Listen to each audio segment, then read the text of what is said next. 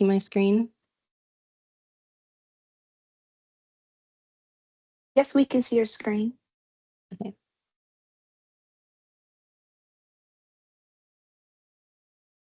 So welcome to Connecting with Clinical's Pediatrics edition presented by the Pediatrics Clinical Interest Group.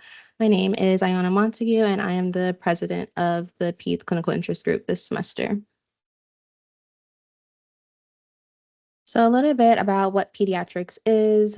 We focus on the physical, emotional, and social health of children from birth to young adult. It's a very big spectrum of health services ranging from preventative health care to diagnosis and treatment of acute and chronic diseases.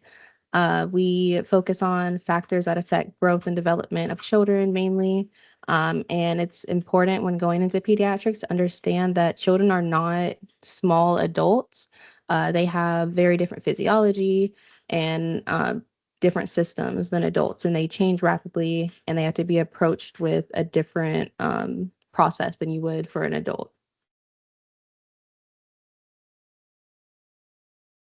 And there are many subspecialties in pediatrics dealing with kids, like adolescent medicine, clinical informatics, developmental and behavioral pediatrics, neonatal, perinatal medicine, cardiology, gastroenterology, hematology, oncology, pulmonology, sports med, and so many other ones that are still being created now.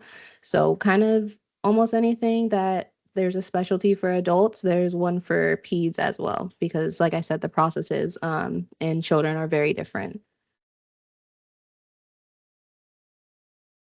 There are many organizations that foster knowledge in pediatrics, the big ones being the American Academy of Pediatrics, the American Pediatric Society, American Pediatrics Association, Society for Pediatric Research, and the Council of Pediatric Subspecialties.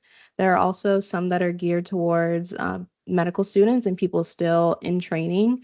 And those are the ones under the bullet here, like the Association of Medical School Pediatric Department Chairs, the AAP Committee on Pediatric Education, the Association of American Medical Colleges, Global Pediatric Education Consortium, and a lot of these have sub groups where you can join as a medical student to learn more about the specialty.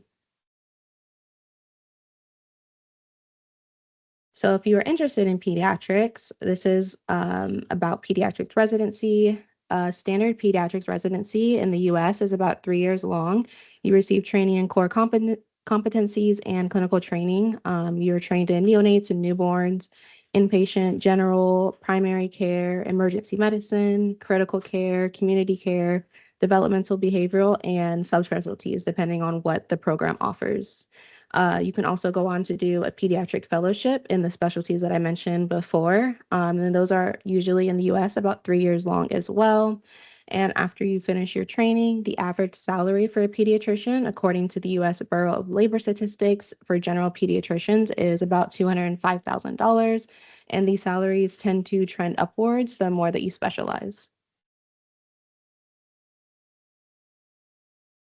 So for applying to residency, most programs participate in the ERAS application. So there's not really any other special applications you have to do unless it's program specific. There's about 3,000 positions offered annually in the US. And for those positions, there are about 0.59 US MD applicants per one program slot. So pediatrics is considered very friendly as a category for international medical graduates. The average match application had 2.9 research experiences, 5.6 abstracts, presentations, or publications, 3.3 work experiences, and 9.3 volunteer experiences. So those are all kind of on the lower end for requirements or the average application. And the mean step two score was 245. So overall, pediatrics is marked as a low competitiveness in applying to residency. And some of the best residency programs, according to the AAMC Charting and Outcomes Report, were Boston Children's, Children's Hospital of Baltimore, Stanford, UCLA, and University of Cincinnati. So a typical residence day, if you're an inpatient, usually you start at around 6:30 or 7. You arrive, you do your pre-rounding, you get the sign out from the residents who were there on the night shift. You do morning report starting at 8 a.m. At 9 is usually when you do team rounding with the attendings and whoever else is on the patient care team. After rounding, usually around 10:30 or 11 a.m., you do whatever you have to do for your patients. And you also do the documentation, writing the notes and everything on them. And then usually around 5 or 6 p.m. is when you would sign out to whoever is coming in for the night. For outpatient or clinic, you'd be starting usually 8 or 9 whenever your clinic starts. You'd start by reviewing the day's patients, going through all the charts and figuring out who you're going to see, and then you'd start your first appointment. Lunch is usually 11 to 12, depending on how busy you are, and you might also have lecture during that time. About 1 to 2, whenever you're finished with lecture, lunch, you finish seeing the afternoon patients, and then usually clinic will close at around 5 or 6 p.m. and you just review your cases from the day and then you go home. So a bit about the pediatrics clerkship, where you'll get some more hands-on experience and kind of see what it would be like to be a resident in this specialty. Things on how to be successful. So be prepared to work with children in inpatient and outpatient settings. You'll probably work in a well baby nursery. Some places offer NICU, some places don't, NICU and PICU. You'll most likely have clinic as well and work a lot on the general pediatrics floor. Like I said, remembering that children are not little adults. They possess unique physiological, cognitive, and emotional needs that are very distinct from adults. Their eating, breathing, drinking more relative to their body mass than adults, and they also have less developed natural defenses. And remembering that you typically have more than one patient, so you're also the parents are also kind of your patient. They're very involved in their kids' health as they should be, and just be informed of common diagnoses and bugs, know developmental milestones and growth parameters, be familiar with the vaccination schedule and torch infections. And all of those are also very helpful for your shelf exam because that makes up a good part of it. So a bit about us and our organization. We are, like I said, the Ross Pediatrics Clinical Interest Group. We're focused on nurturing future pediatricians through social, educational, and professional interactions and opportunities. The types of events and opportunities that we do are we do residency Q&As. We have 2 coming up this month, actually, well, in March.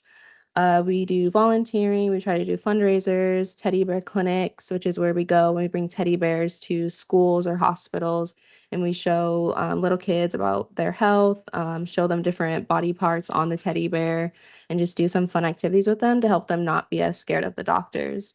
Also, just hospital and community events. We also do pediatric shelf exam reviews. We'll meet up at conferences if we have our members going.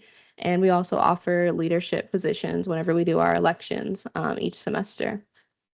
So how to join? We are a clinical interest group, so be in your clinical rotations or a gap between on-island and rotations. So be on the lookout for general body meetings and group chats so you can figure out what's going on with us.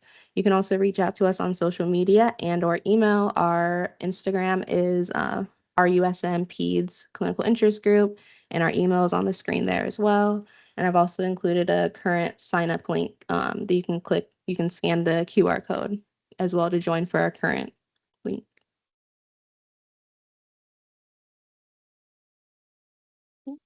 And thank you to everyone for coming from the interest group. And I'm going to go back to the other slide so people can scan if they want to join and also open the floor to questions if anyone has any.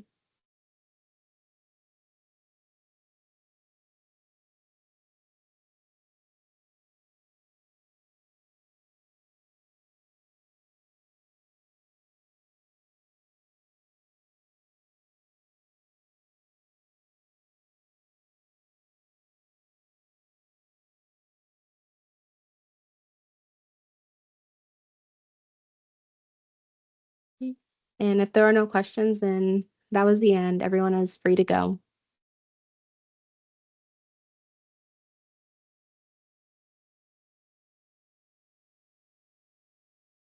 Thank you.